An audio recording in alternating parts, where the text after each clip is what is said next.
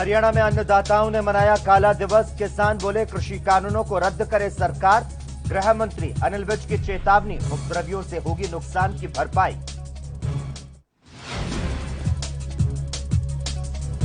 सरकार पर जमकर बरसे किसान नेता गुरनाम सिंह चढ़ूनी, कहा किसानों की जीत तक चलेगा आंदोलन। देश को बचाने के लिए सबको आगे आना चाहिए।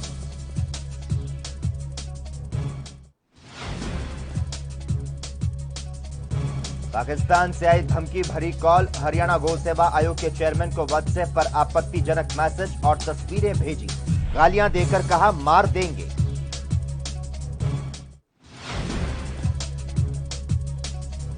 और हरियाणा में आज से नौतपा शुरू। अब 9 दिनों तक साफ रहेगा मौसम। प्रदेश में हर रोज बढ़ेगी गर्मी।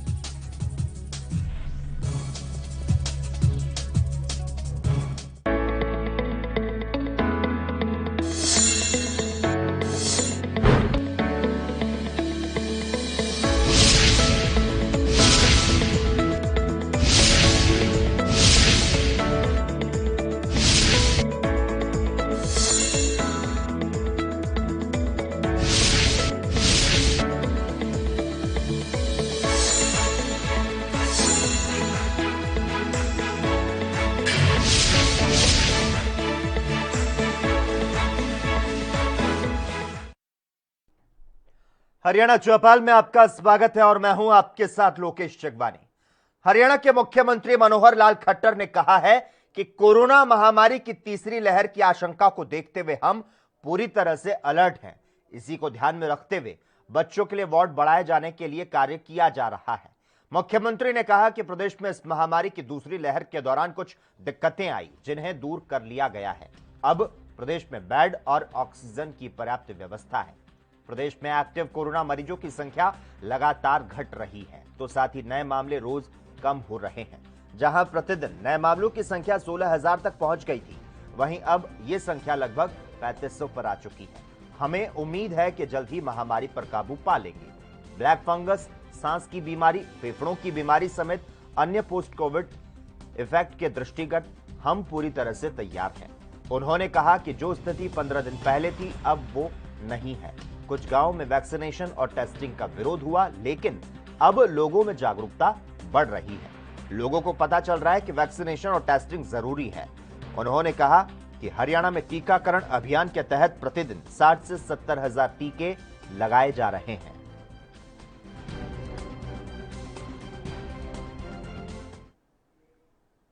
हरियाणा के स्वास्थ्य मंत्री अनिल विज ने कहा कि हम 1 करोड़ कोरोना वैक्सीन के लिए टेंडर फ्लोट कर रहे हैं, जो कि शायद आज हो जाएगा। सही आंकड़े आ गए और हमारा वेस्टेज जो है वो आंकड़े ठीक नहीं थे, काफी डेटा चढ़ा नहीं था। इसके अलावा बाबा रामदेव के एलोपैथी पर दिए गए बयान पर गृह मंत्री ने कहा कि बहुत सारे लोगों का आयुर्वेद पर विश्वास है। एलोपैथी अपनी जगह है, आयुर्वेद अपनी जगह पर है।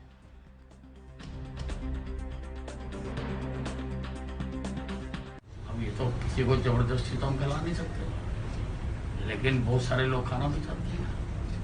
तो ये एक आयुष हमारा अलग मंत्रालय है, वो आयुर्वेदिक दवाइयों का ही काम करता है। उसके लिए हमने आयुष की यूनिवर्सिटी भी बना रखी है और बहुत सारे लोगों का जो आयुर्वेदिक दवाइयों पर भरोसा भी है, विश्वास भी है।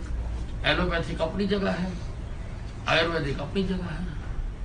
तो मेरे तो सारे डिपार्टमेंट अपने अपने स्तर पर कोरोना में जो जो योगदान दे सकते हैं वो कर रहे हैं। हम योगा भी करवा रहे हैं, प्राणायाम भी करवा रहे हैं। अब हो सकता है इनका कोई साइंटिफिक सबूत ना हो, लेकिन मान्यता है और वो मानते हैं, कर रहे हैं। उनका आंदोलन है, किसी भी तरह से वो मनाए, उनको अधिकार है। डेमोक्रेसी है, डेमोक्रेसी में हर व्यक्ति को, हर संस्था को अपना आंदोलन करने का अधिकार है। नहीं, हमारा अभी फ्लोट होना है, हम फ्लोट कर रहे हैं। 1 करोड़ कोरोना वैक्सीन के लिए हम टेंडर फ्लोट कर रहे हैं, शायद आज हो जाएगा। लेकिन जब जिस तरह से स्टेट्स को देने से मना कर दिया तो ऐसे में देखेंगे, हमारे पास जो जवाब आएगा वही बताएंगे। इस पर रहेगा कि आगे वेस्टेज ना हो, उस अधिकारी को सख्त निर्देश नहीं, वो करेक्ट डाटा आ गया, 2 से 2.5% है। हम जो वेस्टेज है हमारी हरियाणा की, वो आंकड़े ठीक नहीं थे, काफ़ी डाटा चढ़ा नहीं हुआ था, तो वो सारा ठीक कर लिया गया है और फाइनल बता दिया गया है कि हमारी जो वेस्टेज है 2 से 2.5%। देखिए, तैयारी की जहाँ तक बात है, हम पूरी तरह से तैयार हैं, लेकिन ये जो लोग घोषणाएं करते हैं, इनकी घोषणाओं का आधार क्या है? क्या आधार है कि वो बच्चों पे असर करेगा? क्या आधार है कि तीसरी वेव आएगी? कोई आधार नहीं है। वहीं हरियाणा के परिवहन मंत्री मूलचंद शर्मा ने कहा कि राज्य सरकार हर स्तर पर कोरोना महामारी का डटकर मुकाबला कर रही है और संकट की इस घड़ी में परिवहन विभाग अपनी जिम्मेदारी को बखूबी से निभा रहा है। एक कार्यक्रम के दौरान मूलचंद शर्मा ने कहा कि कुछ एम्बुलेंस चालकों या फिर मालिकों की तरफ से कोरोना संक्रमित मरीजों या मृतकों के परिजनों से ज्यादा किराया वसूलने की शिकायतों के चलते मुख्यमंत्री मनोहर लाल के निर्देश पर हरियाणा रोडवेज की 100 से ज्यादा मिनी बसों को आइसोलेशन सेंटर और एम्बुलेंस के तौर पर इस्तेमाल किया जा रहा है। ये मिनी बसें मरीजों को अस्पताल पहुंचाने के साथ ही ग्रामीण इलाकों में जरूरी स्वास्थ्य सेवाएं पहुंचाने का काम कर रही है। परिवहन मंत्री ने हरियाणा रोडवेज को गरीब आदमी का जहाज बताते हुए कहा कि इसका मकसद लाभ कमाना ना होकर लोगों की सेवा करना है और ये नो लॉस नो प्रॉफिट पर चलने वाला उपक्रम है।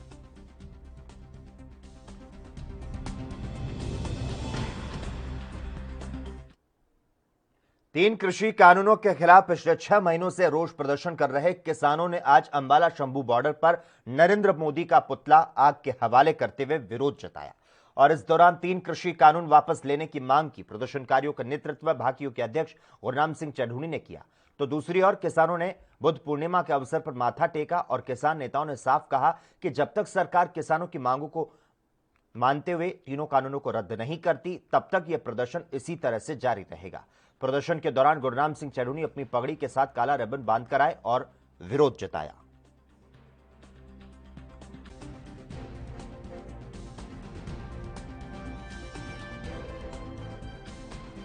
महामहिम राज्यपाल जी के क्षति वसूली विधेयक पर हस्ताक्षर करने के बाद आज ये कानून वजूद में आ गया है। कोई भी जो सार्वजनिक संपत्ति को नुकसान पहुंचाएगा, इस कानून के तहत उसकी भरपाई उसी से करवाई जाएगी। इसके लिए बाकायदा ट्रिब्यूनल बनाए जाएंगे और ट्रिब्यूनल अपना फैसला देगा और उस फैसले के मुताबिक कार्रवाई की जाएगी। नहीं, ये बहुत जरूरी है। आंदोलन करना तो एक प्रजातांत्रिक व्यवस्था का हिस्सा है, लेकिन आंदोलन की आड़ में असामाजिक तत्व लोगों की तोड़फोड़ करें, गाड़ियां तोड़ें, बसें तोड़ें, स्टेशन तोड़ें, दफ्तरों को नुकसान पहुंचाएं, तो किसी भी प्रजातंत्र में इसकी इजाजत नहीं दी जा सकती। ये कानून उसके ऊपर रोक लगाएगा। कांग्रेस इसका विरोध कर रही थी, इसको आप किस तरह देखते हैं? कांग्रेस से मैंने विधानसभा में भी पूछा था कि वो अपना स्टैंड स्पष्ट करें कि वो गाड़ियां तोड़ने वालों के पक्ष में है या उनके विरोध में है, रेलवे स्टेशनों को आग लगाने वालों के पक्ष में है या उसके विरोध में है, बसें तोड़ने वालों के पक्ष में है या उसके विरोध में है, संपत्ति को नुकसान पहुंचाने वालों के पक्ष में है या उसके विरोध में। कांग्रेस अपना स्टैंड स्पष्ट करे। हाउस में तो वो बता नहीं पाए थे। हरियाणा चौपाल में खबरों का सिलसिला लगातार जारी रहेगा। हम रुकते हैं एक छोटे से ब्रेक के लिए।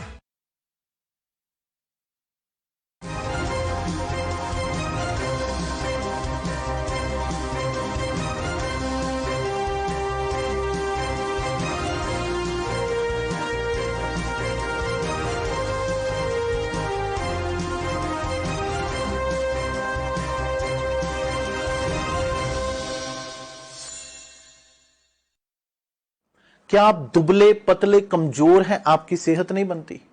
भूख कम लगती है, वजन नहीं बढ़ता? दरअसल मेन बात खाना पीना खाना नहीं है, मेन बात है खाया पिया लगना। और अगर खाया पिया लगेगा ही नहीं तो सेहत बनेगी कैसे? इसलिए हमारी संस्था सन्यासी आयुर्वेदा ने एक ऐसी दवा बनाई है जो कि आपके पाचन तंत्र को, आपके लीवर सिस्टम को ठीक करने का काम करती है, ताकि आप जो भी खाएं उसका पूरे का पूरा निचोड़ आपके शरीर को लगे, आपकी भूख बढ़े, खाया पिया सही से लगे, नया खून बने, हड्डियों में जान आए, वजन बढ़े, ताकत बढ़े, चेहरे पर नूर आए और आप मोटे तगड़े खूबसूरत पर्सनैलिटी के मालिक बन जाएं। यह दवा पूरी तरह से आयुर्वेदिक होती है। इसका शरीर पर कोई भी साइड इफेक्ट, कोई भी नुकसान या दुष्प्रभाव नहीं होता। लड़के लड़कियां दोनों इसका इस्तेमाल कर सकते हैं और पहले 15 दिन के अंदर ही आपको इसका असर महसूस हो जाएगा। सिर्फ 650 रुपए की पूरे 1 महीने की दवा होती है और आप इसे घर बैठे 01145454545 पर फोन करके दवा मंगवा सकते हैं।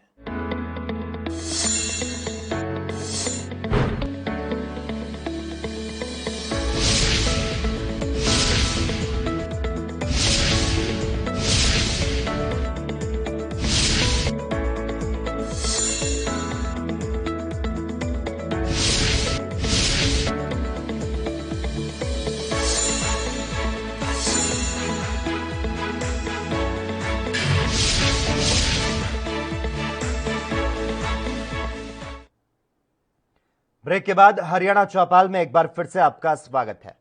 हरियाणा भाकियों के अध्यक्ष गुरनाम सिंह ने कहा कि यह आंदोलन तब तक चलेगा जब तक किसान जीत नहीं जाता। उन्होंने कहा कि बातचीत हो या ना हो यह तो अलग बात है। सरकार सोच रही थी कि आंदोलन लंबा चलेगा तो टूट जाएगा, लेकिन अब सरकार टूट रही है और आंदोलन मजबूत हो रहा है। वहीं विपक्षी दलों द्वारा किसानों को दिए गए समर्थन के जवाब पर गुरनाम सिंह चढ़ूनी ने कहा कि यह आंदोलन विपक्षी पार्टियों का है।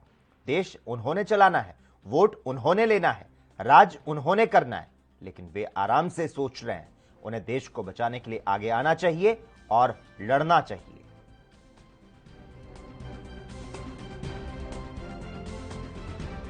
आंदोलन है हमारा तब तक चलेगा जब तक हम जीत नहीं जाते। बातचीत हो ना हो अलग बात है, लेकिन हमारा मोर्चा लगा हुआ है। और जो सरकार सोच रही थी कि अगर लंबे टाइम तक बैठेंगे तो शायद आंदोलन टूट जाएगा, आंदोलन तो बढ़ रहा है, सरकार टूट रही है।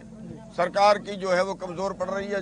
पूरे देश में आज ये आंदोलन फैल गया। कितना लंबा अभी उम्मीद है आपको कल चलेगा? देखिए कभी तक चले, ये तो सरकार की मर्जी है। सरकार कब तक चलवाना चाहती है? 2024 तक चलवाना चाहती है, आज खत्म करना चाहती है।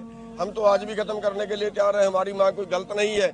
हम तो देश बचाने की, देश हित की मांग कर रहे हैं और सरकार जो है इस देश को बेचने की बात कर रही है। यूपी के किसानों से आपने अपील की आगे आने के लिए? हाँ, यूपी के किसानों से मैंने ये अपील की है कि जहाँ हरियाणा में भी बीजेपी की सरकार है, अगर हम हरियाणा में छोटा सा प्रदेश है, अगर हरियाणा में सैकड़ों जगह से हम मंत्रियों को, सरकार के नेताओं को भगा सकते हैं, यूपी वाले हमारे से ज्यादा बहादुर लोग हैं।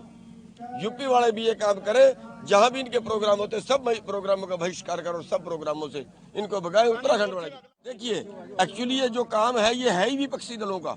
देश उन्होंने चलाना है, वोट उन्होंने लेने हैं, राज उन्होंने करना है और वो आराम से सो रहे हैं। क्यों? उनको हमारे से आगे होके बोलना चाहिए, हमारे से आगे होके उनको देश को बचाने।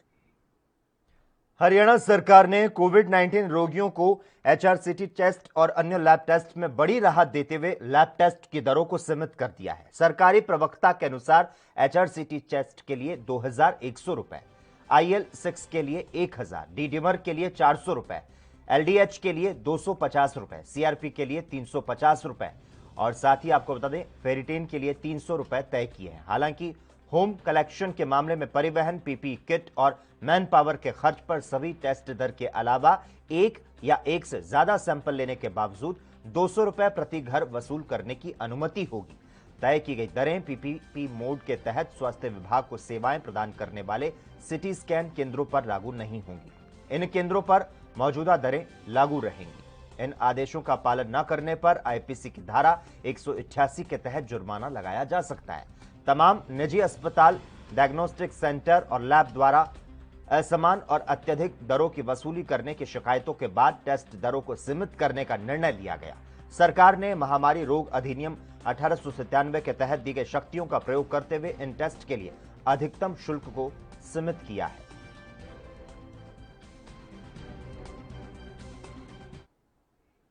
खबरें लगातार जारी हैं। यहां वक्त है एक और छोटे से ब्रेक का।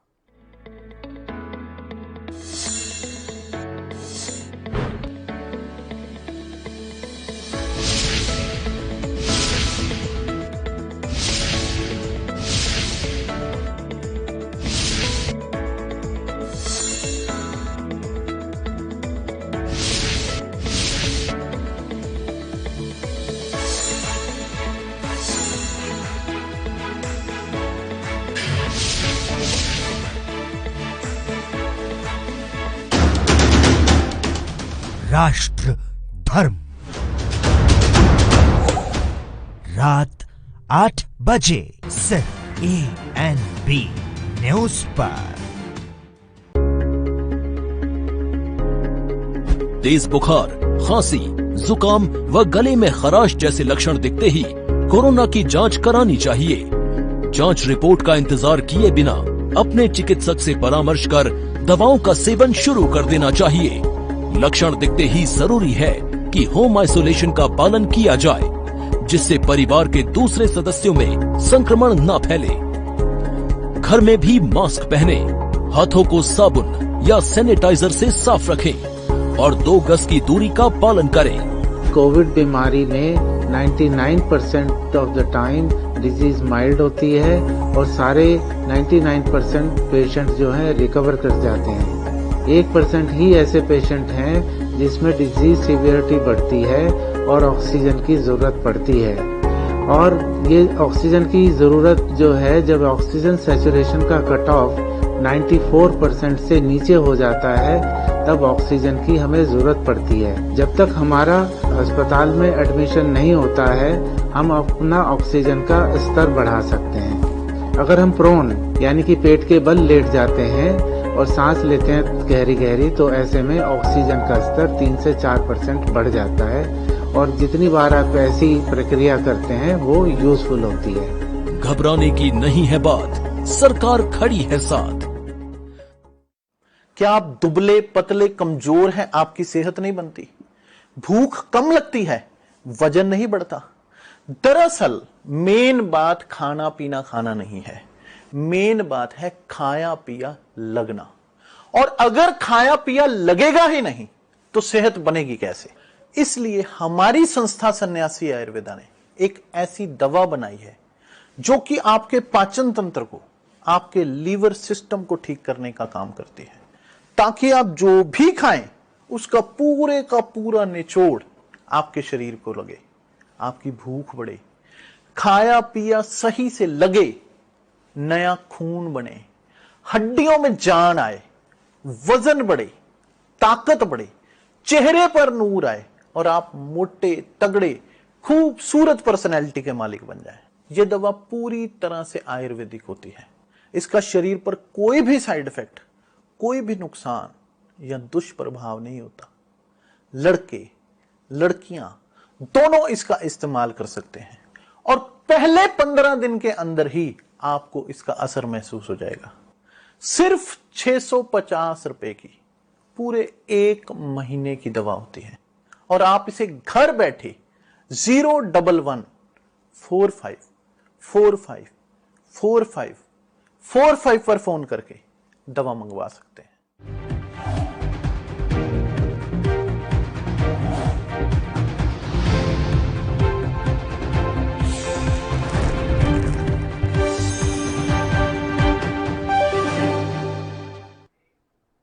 ब्रेक के बाद एक बार फिर से आपका स्वागत है। खबरों की ओर आगे बढ़ेंगे, लेकिन उसके पहले सीधी तस्वीर आपको दिखाते हैं उत्तर प्रदेश के कुशीनगर की, जहां पर सीएम क्या कुछ कह रहे हैं।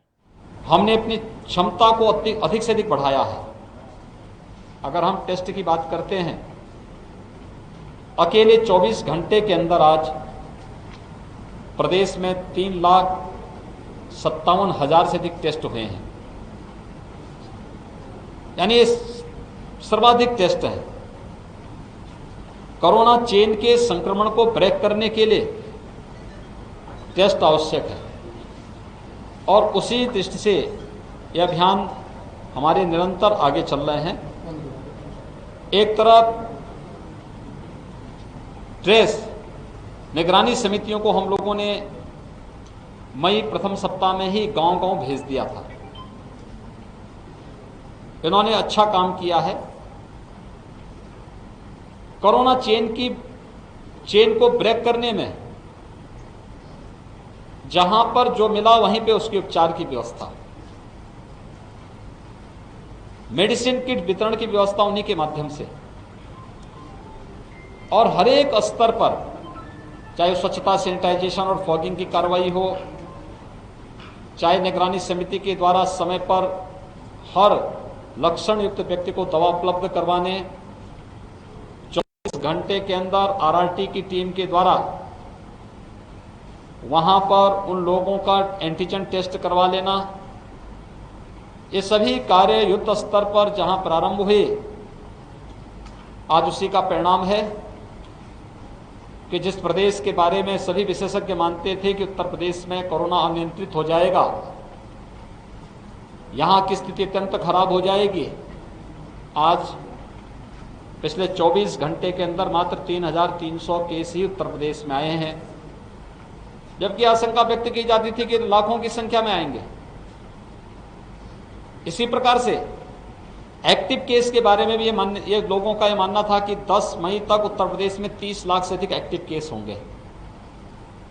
आज 26 मई है, आज उत्तर प्रदेश में कुल 62,000 एक्टिव केस बचे हैं।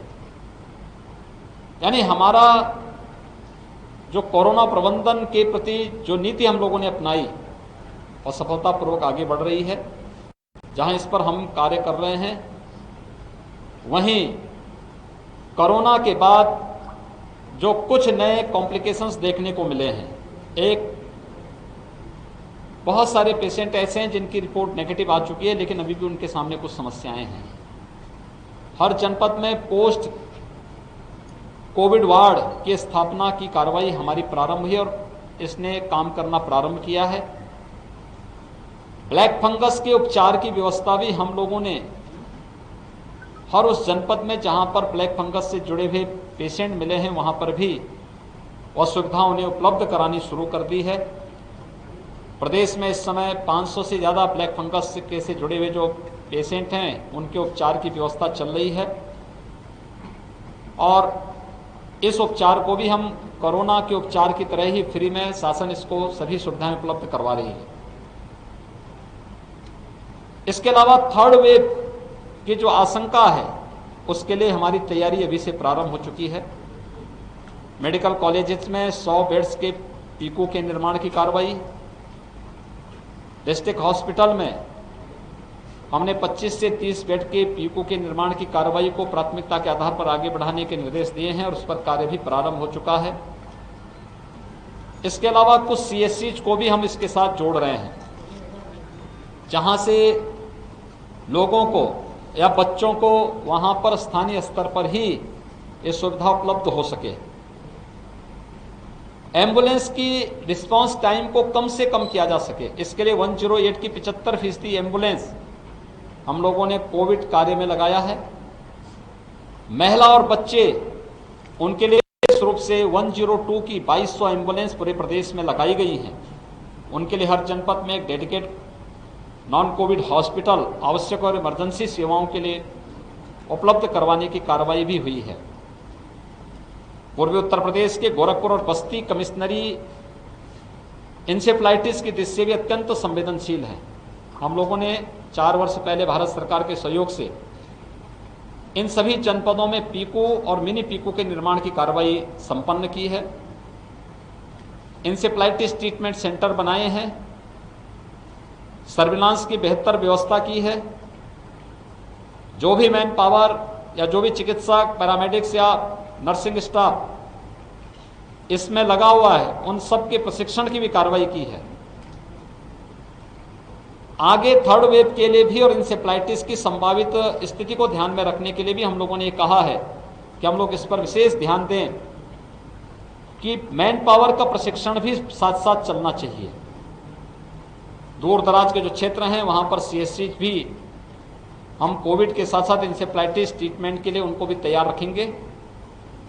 ये व्यापक समीक्षा यहां पर हुई है।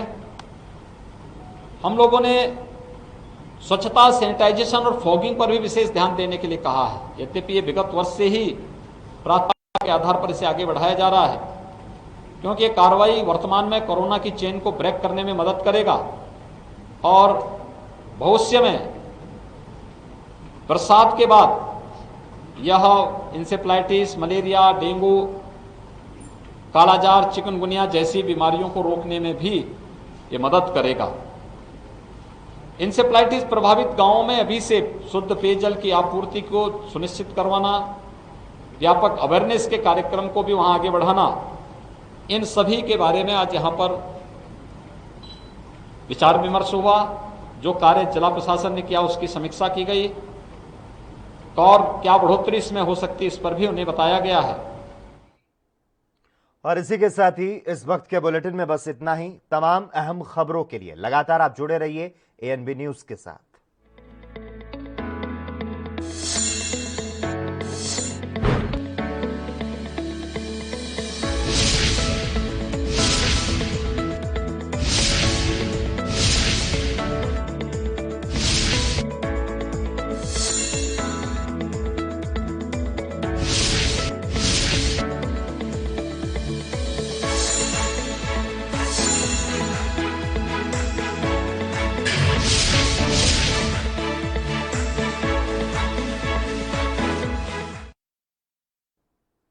और इसी बीच इस वक्त की बड़ी खबर से तमाम दर्शकों को रूबरू करवा दे। वैक्सीनेशन को लेकर केजरीवाल ने केंद्र पर कटाक्ष किया है।